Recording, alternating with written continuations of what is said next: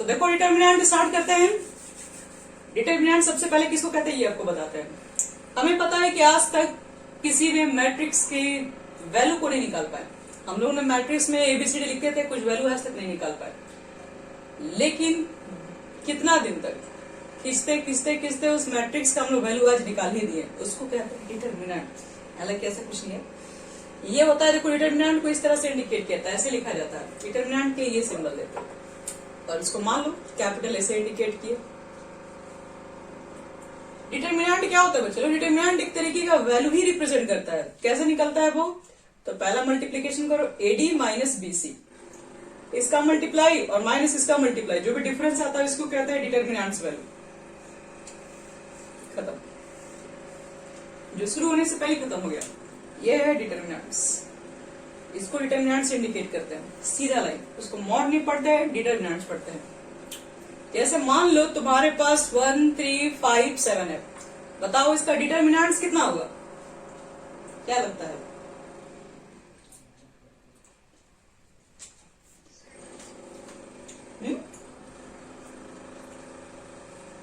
पहले मल्टीप्लाई कितना और 7 में से 15 हटाएंगे तो कितना? -8। Very good. और बच्चों लोग, तुम लोग घटाने नहीं आ रहा, तुम लोग फटाफट बताओ कितना होगा आंसर। b = 7 6 5 9, कितना हो गया बोलो?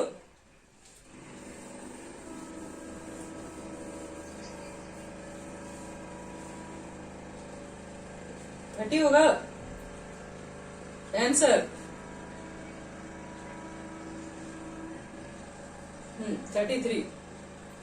समझ में डिटर्मिनेंट कैसे निकलता है सबको? क्या अभी और एग्जांपल दें? दो ठो।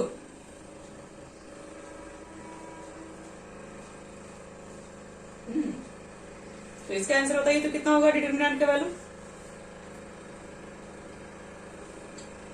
कितना होगा बच्चे लोग?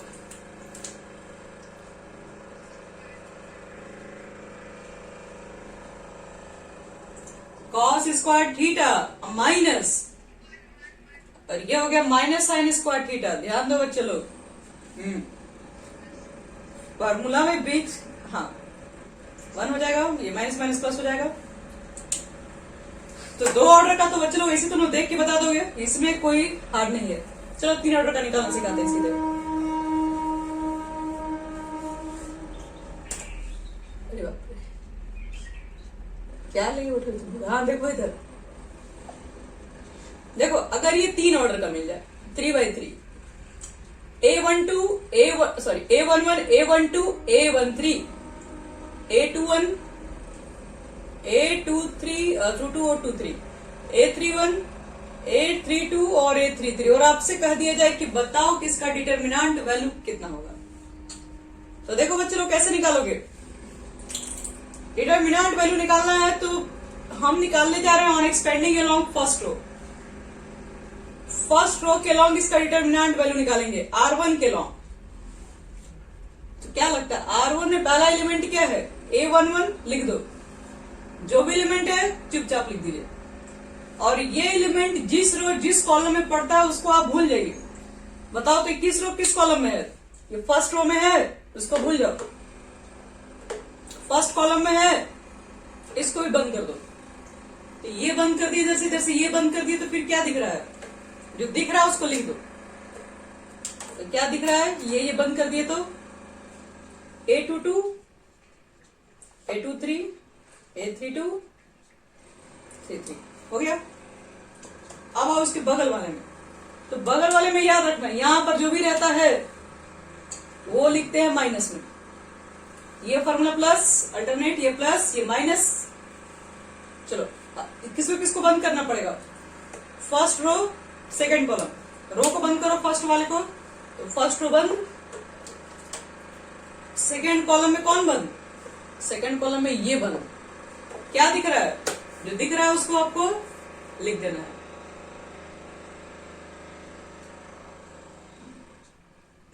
आओ देखते हैं क्या क्या दिख रहा है बच्चे लोग, देखो ध्यान से। A21 A31 A23 833। समझ में आ रहा है? बोलो, समझ में आ रहा है? फिर क्या लिखेंगे? बोलो, फर्स्ट एलिमेंट हो गया, सेकंड लिख दिया, बच गया, थर्ड के बारी आ गया। और सिंबल क्या लिखे? पॉजिटिव की नेगेटिव? अल्टरनेट चलता है, पॉजिटिव नेगेटिव पॉजिटिव। बताओ किसको किसको बंद करना पड़ेगा 1 3 में? फर्स्ट और थर्ड कॉलम बंद। जो बचेगा उसको लिखाओ।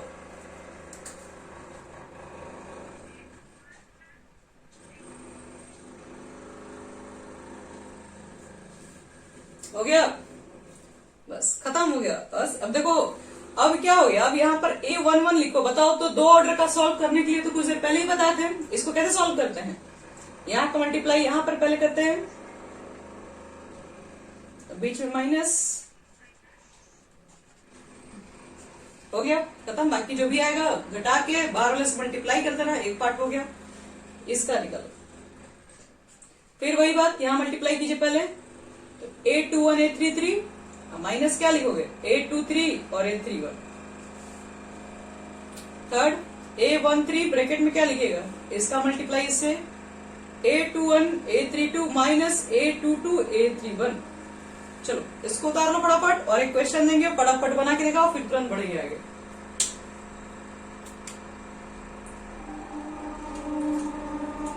देखो, ये है डिटर्मिनेंट।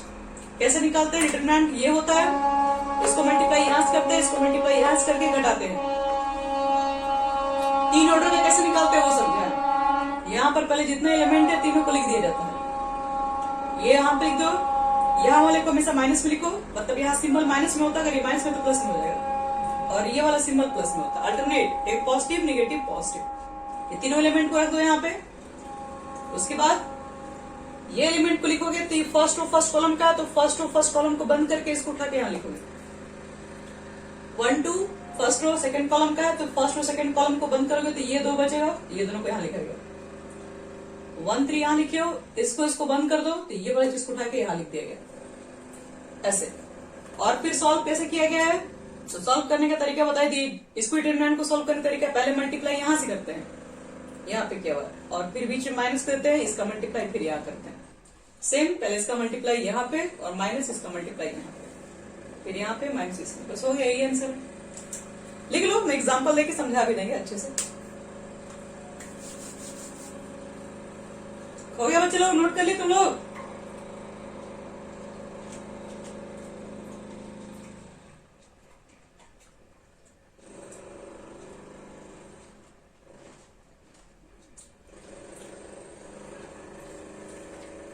चलो अब एक क्वेश्चन के, चलो तैयार हो जाओ, एकदम बहुत अच्छा वाला क्वेश्चन देने जा रहा है। 1 3 5 2 0 1 -1 0 -5 लीजिए, और आपसे कहा गया कि बताओ कि इसका डिटरमिनेंट वैल्यू कितना होगा। इसको मैंने रिप्रेजेंट कर दिया ए से।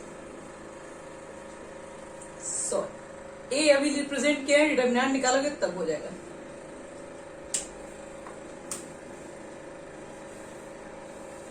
इसको डेल्टा से रिप्रेजेंट करते हैं, समझे तुम लोग? चलो बच्चों लोग देखो, इसका डिटरमिनेंट वैल्यू कितना होगा। क्या रूल क्या बताया? तो सबसे पहले क्या लिखोगे? फर्स्ट वाले एलिमेंट को लिख दो, और जिस रो जिस कॉलम पड़ेगा उसको बंद कर दो। तो फर्स्ट रो फर्स्ट कॉलम का है, बंद कर दीजिए, जो बचेगा यहाँ लिख दो। फिर क्या बताते हैं, यहाँ माइनस लिखेंगे पहले, -3, जिस रो जिस कॉलम पड़ेगा बंद कर दो। फर्स्ट रो, लास्ट 5 लिखेंगे, ये बंद ये बंद। तुमको समझ में आया सोनू?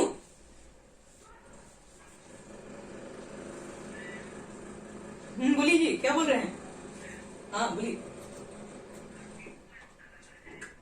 वो तो निकालने के बाद मालूम चलेगा, और वो दिख रहा है कितना रहा। देखो चलो, ये कितना हो गया? मल्टीप्लाई करो, इसका इसमें 0, इसका इसमें, कितना आसान क्वेश्चन है, 0 0 हो गया। यहाँ देखो, इसका इससे मल्टीप्लाई करो, -10, बीच में होता है माइनस, इसका इससे मल्टीप्लाई करो तो -1 + 1 तो -1 होता है, लेकिन माइनस लिखोगे ब्रैकेट में तो फिर ये +1 हो जाएगा। ये कितना हो जाएगा, इसका मल्टीप्लाई करोगे 0, बीच में होता है माइनस, इसका मल्टीप्लाई करो, 0 में किसी का मल्टीप्लाई करोगे तो 0 ही होगा। ये 0 में से 0 गया 0, 0 से मल्टीप्लाई 1 में 0, ये तो पूरा खत्म। 0 में से 0 गया 0, 0 मल्टीप्लाई करोगे 5, ये पूरा खत्म। कितना बचा ये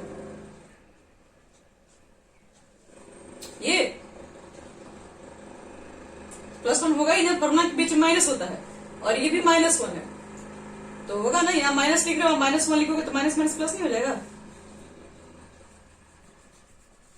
तो कितना हो गया, -9 हो गया, और माइनस माइनस प्लस 27। देख लो बच्चे लोग, जिसका 27 आ रहा है वही आंसर सही है, बाकी गलत।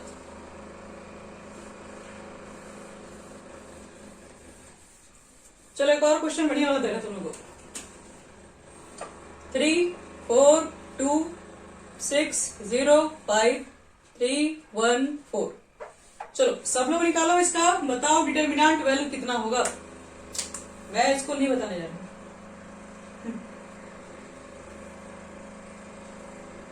Third row 3 1 3 1 4। चलो बच्चों तुम उधर बनाओ, हम पे अपना साइड में बनाते हैं, ठीक है। तुम लोग बताओ आंसर कितना होगा, अपना क्या यहाँ वर्क कर रहे हैं, तुम लोग को दिख भी रहा है। चलो वेरी गुड।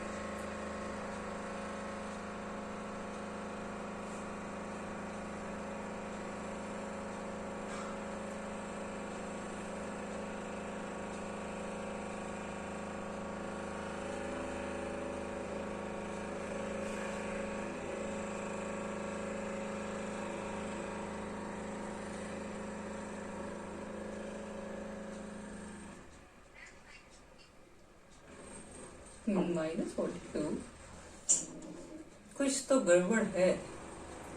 नहीं एक मिनट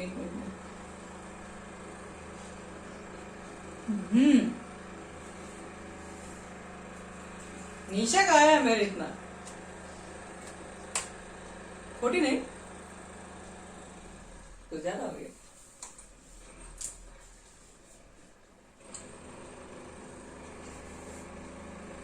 देखो तो बच्चे लोग कितना कितना है, सही से बोलो।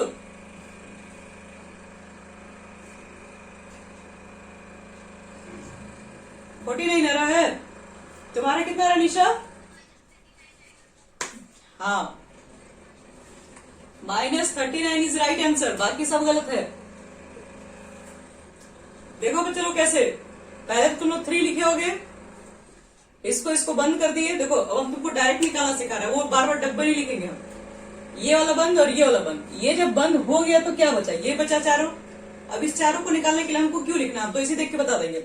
ये चारों को सॉल्व करोगे तो इधर से करोगे तो 0 आएगा, बीच में माइनस, यहां से करोगे तो कितना आएगा 5, नहीं -39 आएगा।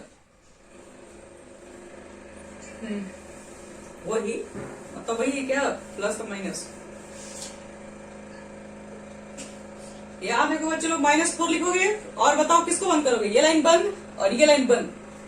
तो ये बंद गया तो तुम लोग अपने आंख को ऐसे रखो कि ये तुम लोग को दिखे ही नहीं और ये तुम लोग को दिखे ही, बस यही चार्ट तो दिखे।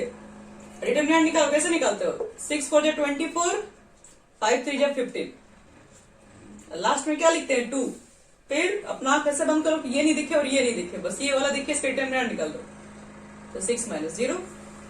अब क्या करना, अब सॉल्व करो, जो है आंसर -15 घटके कितना हो गया 9, 9 4 जा 36, 6 2 या 12, और -15 और ये घटा दोगे तो -24 और 39 हो गया। और क्या आंसर।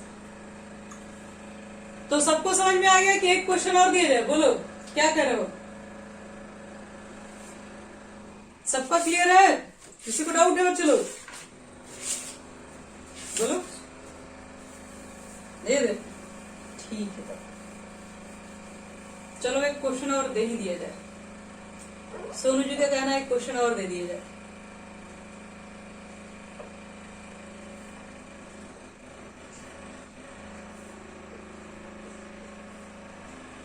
चलिए इसको बना के दिखाइए।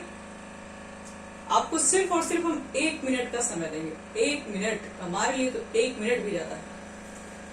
चलो 1 मिनट का हम समय दे रहे, फटाफट बनाओ जल्दी से, जितना फास्ट हो सके। आपको पता है डायरेक्ट करने के लिए कैसे किया जाएगा।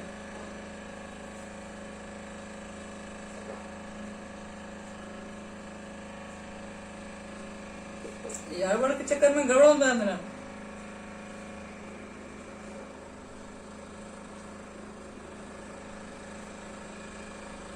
मेरा बन गया, बोलो।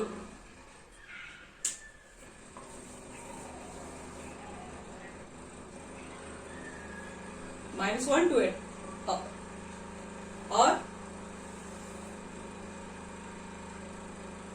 -8 ओनली।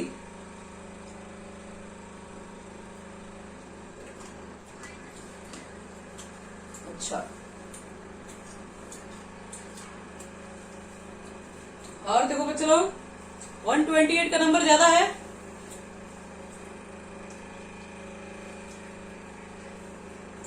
वन 112, ठीक है, एक नया नंबर मिला।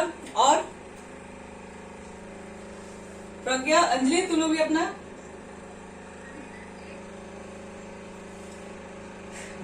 कॉन्फिडेंस तो देखो तुम लोग। -8 होगा, आओ देखते हैं कितना होगा। पहले देखो मेरा आंसर देखो कितना है, देखो दिख रहा है किसी को?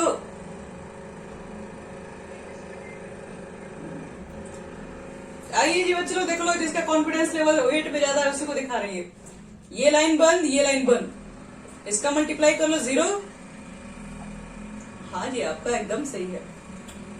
ये हो गया -2, ये लाइन बंद, ये लाइन बंद, तो 4 -0। ये हो गया -3, ये लाइन बंद, ये लाइन बंद, तो 1 चौक के 20 -0। करो कैलकुलेशन करो। -60, -8 और -60, -60, -60, -120, -8, -128, तो काफी है। अब आगे बढ़ते हैं हम सीधे। चलो बढ़ते हैं बच्चे लोग अब अगले क्वेश्चन की तरफ। हो गया ये बहुत सारा वैल्यू निकालना तुम लोग सीख चुके हो।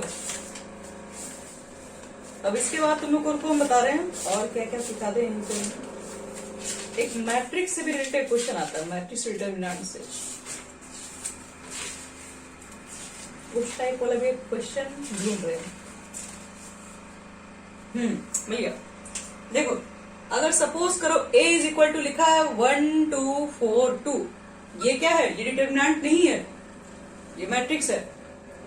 और पूछ रहा है तुमसे, कह रहा है इसका वैल्यू बताओ कितना हुआ।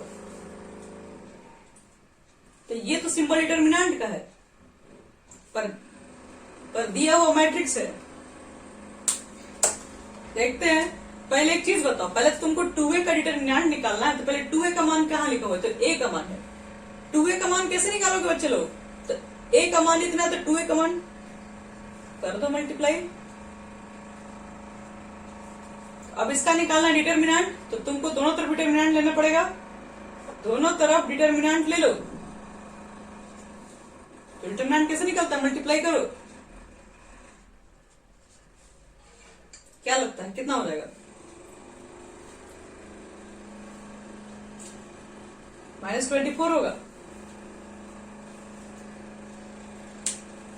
तो हो गया आंसर। और क्या, यहाँ पे 2 लिख देगा, 3 लेगा, उससे क्या मतलब? मल्टीप्लाई कर दो। मैट्रिक्स में खासियत है कि आप मल्टीप्लाई करोगे तो सब में होगा। डिटरमिनेंट में ऐसा कुछ नहीं है।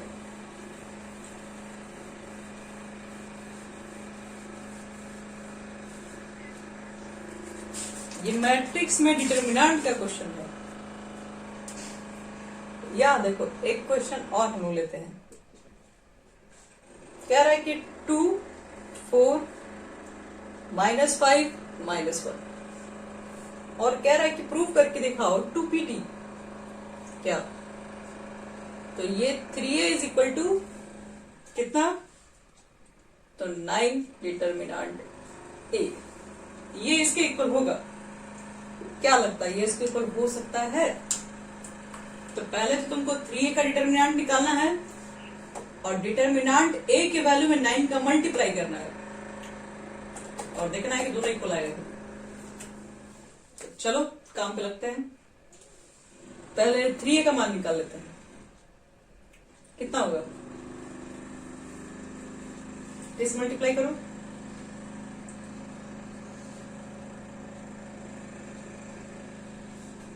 निकालना है डिटर्मिनेंट, डिटर्मिनेंट में डालो। याद रखना है कि मैट्रिक्स का वैल्यू मत लिख देना, सब नंबर कट जाएगा। मैट्रिक्स का वैल्यू नहीं निकलता है, डिटर्मिनेंट का वैल्यू निकलता है। तो पहले ये सिंबल दे के तब जाके वैल्यू निकालना। कितना हो गया ये? -18, बीच में होता है माइनस, और ये भी मल्टीप्लाई करोगे तो माइनस में ही आएगा, इसलिए माइनस माइनस हो जाएगा प्लस। 15 2 जा 30, 3, अब 15 में 15, 15 3 18, यानी कितना हो गया माइनस करने पे? 10 में से 8 गया 2 और 7 में से 3 गया 6, यानी कि 162। और यहां पर ऐसा होगा, ये तो एलएचएस निकाले तुम लोग, ये एलएचएस की वैल्यू आ गई कितनी? 162। आरएचएस कितना होगा तुम्हारा? तो आरएचएस है कितना? 9। डिटर्मिनेंट ए, डिटर्मिनेंट पहले का मान बताओ कितना होगा? ये है तुम्हारा ए, डिटर्मिनेंट पहले इसको लिख लो। 2 4 -5 -1। चलो सॉल्व करो इसको। -2, बीच में होता है माइनस, और ये कितना हो जाएगा? 20 -20 20 में से 2 घटाओ कितना? 80, 89 जाए कितना? वाह, हो गया एक। चलो हो गया काम खत्म, बढ़ते हैं आगे। अभी आर किस में क्या दिक्कत हुआ? 9 लिखा हुआ था, डिटर्मिनेंट हम ए का मान निकाल दिया। ये ए लिखा हुआ ये था, डिटर्मिनेंट निकालना है तो इधर डिटर्मिनेंट लगा दो, इधर डिटर्मिनेंट लगा दो। डिटर्मिनेंट का वैल्यू कैसे निकलता है? यहां से मल्टीप्लाई, बीच में माइनस, फिर यहां से मल्टीप्लाई करते हैं। डिटर्मिनेंट निकालने बताया था ना कैसे निकालते हैं, छोटे वाले का सबसे स्टार्टिंग में तो बताए थे।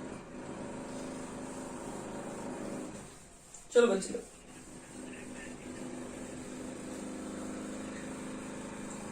अरे इसका बहुत आसान चैप्टर है। देखो अब बताते हैं इसके अंदर प्रॉपर्टीज। अगर आप डिटर्मिनेंट में प्रॉपर्टीज पे क्वेश्चन बना पाते हैं तो याद रखिए डिटर्मिनेंट से आसान कोई चैप्टर नहीं है। अगर प्रॉपर्टीज से क्वेश्चन आपसे नहीं बनता है 162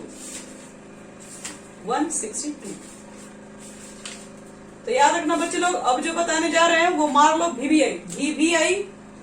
क्यों इतना वीवीआई है? वो इसलिए क्योंकि एग्जाम में यही आई, मतलब यही बार बार आता है याद, क्योंकि प्रॉपर्टीज से क्वेश्चन हर साल डिटर्मिनेंट से दिए जाते हैं। एकदम गारंटी, आप किसी भी बोर्ड से हो क्वेश्चन मिलेगा हमेशा डिटर्मिनेंट प्रॉपर्टी से, क्योंकि इंपॉर्टेंट ही यही एक टॉपिक है इसमें, बाकी क्या है दम ही नहीं है। तो लिखते हैं पहला प्रॉपर्टी, लिख लो प्रॉपर्टीज ऑफ डिटर्मिनेंट। तो प्रॉपर्टी नंबर फर्स्ट क्या कहता है? तो सुनो ध्यान से, कहता ये है कि the value of A determinant, the value of a determinant is not changed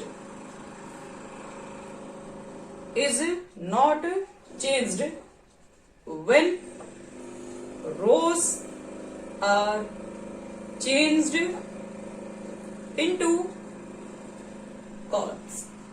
एक मिनट, into corresponding columns.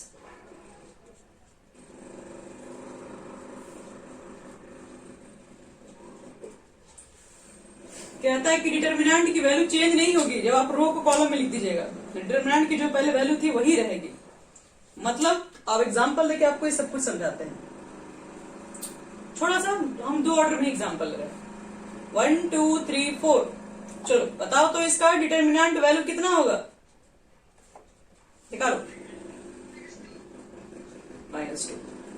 अगर मैं रो को कॉलम में चेंज कर लूं, देखो इसको बोलते हैं रो को इंटरचेंज कर दिए कॉलम में, मतलब यहां देखो, हम इसको नया मान रहे हैं, मान इसको ए डैश मान रहे हैं।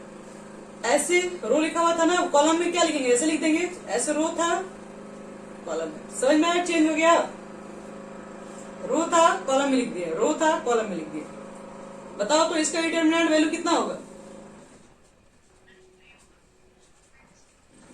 तो इसका मतलब ये है कि रो को कॉलम में लिखने से डिटरमिनेंट की वैल्यू पर कोई इफेक्ट नहीं पड़ता है,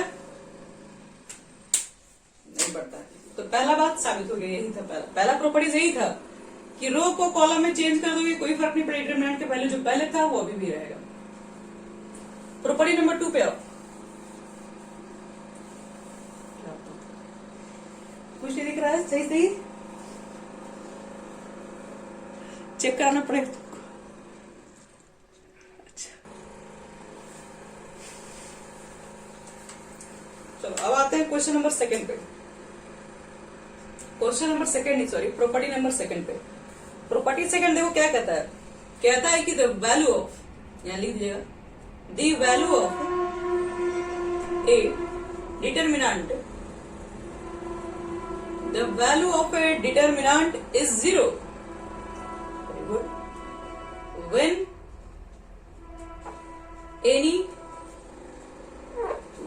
any two rows or columns are identical। ये बहुत अच्छा प्रॉपर्टी है। ये कह रहा है कि डिटरमिनेंट की वैल्यू 0 हो जाती है। कैसे? जब आपके पास 2 रो चाहे 2 कॉलम सेम हो जाए। एग्जाम्पल देखो, 1 2 3 1 2 3 3 4 5। देखो इसमें 2 रो सेम है कि नहीं, फर्स्ट रो सेकंड रो, तो हमें बिना डिटरमिनेंट वैल्यू निकाले ही मालूम है कि इसका आंसर 0 होगा। कहोगे क्या सबूत है बताइए? चलो प्रूव करके दिखा रहे हैं। निकालो, क्या लिखोगे? फर्स्ट लिखोगे यहाँ पे, इसको किसको बंद करोगे? पहला रो पहला कॉलम, कितना हो गया? 10 - 12। यहां पर क्या लिखते हो? -2। किसको किसको बंद करना पड़ेगा? फर्स्ट रो सेकंड कॉलम, तो 5 - 9, ठीक है। फिर लिखेंगे 3, किसको किसको बंद करेंगे? चलो वैल्यू निकालो फटाफट। 10 में 12 गया -2 और 5 में से 9 गया -4 और -4 में -2 से मल्टीप्लाई करोगे +8। 4 में से 6 गया -2, -2 में +3 से इंटू करना -6। क्या लगता है 0 हुआ? कैसे बच्चे, रूल इज रूल, 0 तो होना ही है। हाँ देख लो 0 ही होगा। तो कभी भी डिटरमिनेंट में कोई भी 2 रो, कहीं भी, ये फर्स्ट में भी थर्ड में भी अगर हो जाए तब भी 0 हो जाएगा। कहीं भी 2 रो कहीं भी 2 कॉलम अगर सेम मिल गया तो चुपचाप वैल्यू को 0 लिख दो। बिल्कुल भी नहीं सोचना है, 0 ही लिखना है। चलो अगले क्वेश्चन पर आते हैं, अगले प्रॉपर्टीज पर आते हैं। Properties number 3।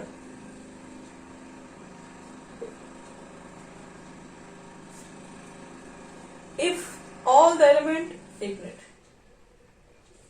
हाँ, a common factor, क्या a common factor of all element of any रो और कॉलम में लिख सकते हो, और column may be taken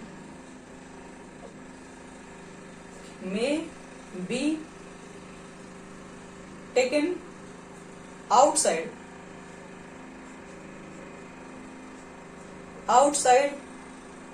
the sign of the determinant।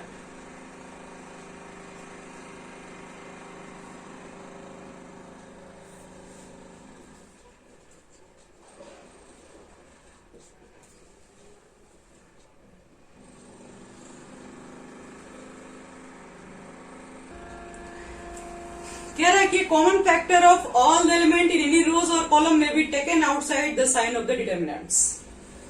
मतलब इजी है। जैसे सपोज करो कोई डिटरमिनेंट्स है तुम्हारे पास 1 2 4 3 1। इस डिटरमिनेंट्स की वैल्यू कितनी होगी? क्या लगता है? 2 -12 यानी -10, ठीक है।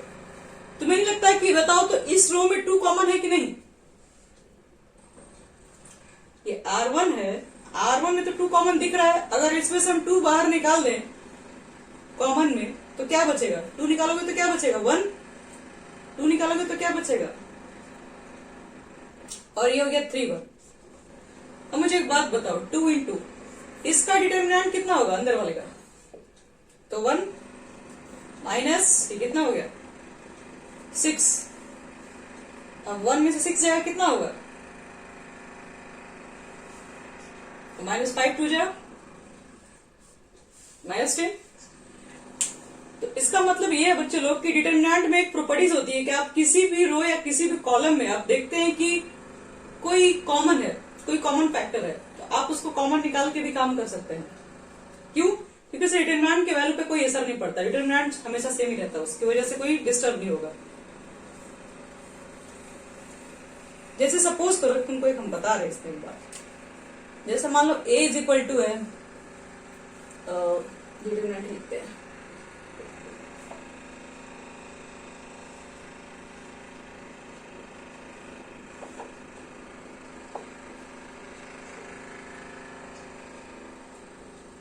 चलो अब बताओ कि मान लो मुझे इसको सॉल्व करना है इस क्वेश्चन को, तो थोड़ा टाइम लगेगा क्योंकि बड़े बड़े नंबर्स हैं, मल्टीप्लाई में थोड़ा टाइम लगेगा हमें ज्यादा। तो क्या लगता है कुछ कॉमन लेके छोटा कर सकते हैं? बताओ तो इस रो में कितना कॉमन ले सकते हैं? इस रो में अगर कॉमन लेने दिक्कत है तो बताओ इस कॉलम में कितना कॉमन ले सकते हैं? हम क्या कर रहे हैं इसमें से, देखो हम C1 से कॉमन क्या ले रहे हैं, C1 इसको कहते हैं, C1 मतलब फर्स्ट कॉलम। इसमें कुछ ऐसा है जो दोनों में कॉमन है, 24 मिल जाएगा कॉमन, हाँ, तो हम इसमें से 24 कॉमन ले रहे हैं। इसमें से कितना कॉमन ले सकते हैं बोलो? 60, ठीक है, इसमें से 16 कॉमन ले रहे हैं। तो बताओ तो क्या क्या बचेगा? इसमें से तुमने 24 कॉमन ले लिया तो यहाँ पे 2 बचेगा, यहाँ पे 1 बचेगा, यहाँ पे 16 कॉमन लियो, यहाँ पर 1 बचेगा और यहाँ पे 2 बचेगा। तो कितना हो गया? इसका डिटरमिनेंट तो निकाल सकते हैं इसी तरीके से, यानी कि 44 24 इंटू कितना हो गया, 16 3 जाए कितना होता, 48। चलो आगे मल्टीप्लाई कर लेना। तो कहने का मेरा ये मतलब है कि कॉमन वगैरह लिया जा सकता है किसी भी डिटरमिनेंट में, किसी भी रो चाहे किसी भी कॉलम में। ये मत समझना है कि ये देखो, ये मत समझना इसमें, देखो बता रहे हैं, जैसे ये मान लो कि पूरे में 8 कॉमन है कि नहीं, सब में 8 कॉमन है कि नहीं इसमें, तो सब में 8 कॉमन है तो इसका मतलब ये मत लिख देना है कि सब में से एक ही 8 कॉमन लेना है, बिल्कुल भी नहीं। यहाँ पे रूल अलग होता है, यहाँ से रो वाइज अलग होता है कॉमन, कॉलम वाइज अलग कॉमन होता है। इसमें अलग एक 8 निकलेगा, इसमें भी एक 8 अलग निकलेगा, तो इसलिए पूरा नहीं होता है कि, हाँ बोलो, निकाल सकते हो, कैसे भी निकालो, कोई दिक्कत नहीं, रो से भी निकालो, कॉलम से भी निकाल सकते हो। हाँ, याद रखना है कि पूरे में से कॉमन होगा तो उसमें बाहर नहीं निकालते, या तो रो वाइज निकालते हैं या तो कॉलम वाइज निकालते हैं। हाँ, ले सकते हैं, लेकिन आप देखो कॉमन लोगे तो हाईएस्ट कॉमन लोगे ना। मान लो कि अब क्या बोले 12 लिखा हुआ है, कहीं 8 लिखा हुआ है, तो हम इसमें से कॉमन 4 क्यों नहीं ले, 2 क्यों ले? हम लोग तो मैक्सिमम कॉमन लेते हैं। समझ में आएगा? ये वाला एक और दे रहे हैं, एक और लिखो प्रॉपर्टी। प्रॉपर्टी नंबर कितना हो गया? 4। ये लास्ट करवाते हैं, बाकी प्रॉपर्टी कल लिखवाएंगे, पहले इसको समझ लो प्रॉपर्टी क्या है। लेकिन इफ एनी नंबर, एनी क्या है? Any non zero number, any non zero number multiplied by in any row और कॉलम,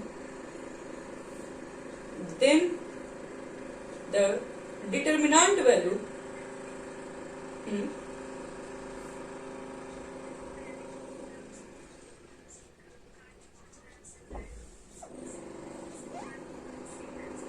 बिल्कुल, then determinant value get multiple या multiplied by that number।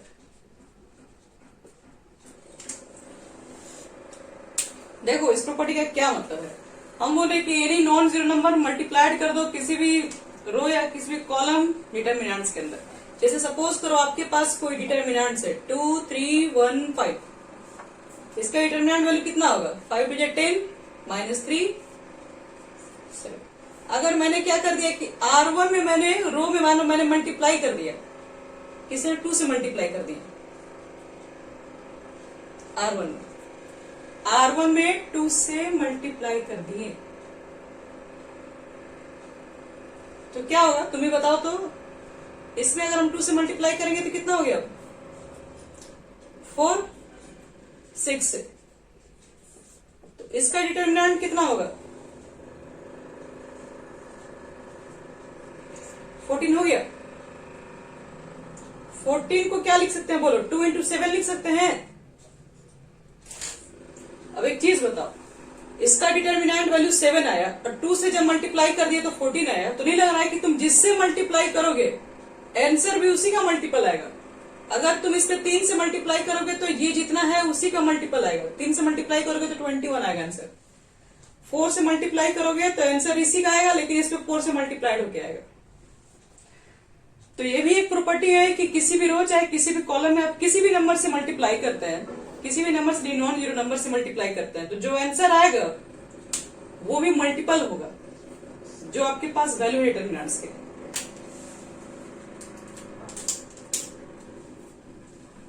ठीक है, तो आगे हम लोग इसके बात करेंगे नेक्स्ट प्रॉपर्टी।